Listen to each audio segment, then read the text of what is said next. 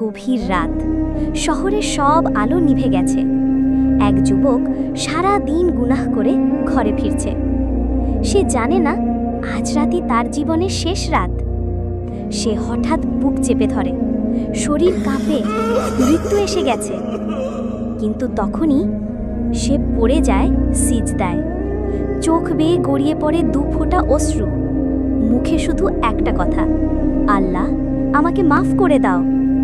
তারপর সে মারা যায়। জান্নাতের ফেরেশতা ও জাহান্নামের ফেরেশতা আসে, আলোচনা হয়। সে তো গুনাহগার ছিল, কিন্তু এক সেজদা, একটুকু কান্না আর সত্যিকারের তওবা।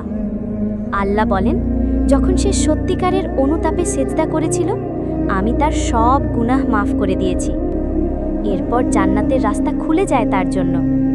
একটা সেজদা, একটুকু কান্না আর সত্যিকারের তওবা জাহান্নাম থেকেও মুক্তি দিতে পারে। তাই আজই ফিরে আসো রবের দিকে।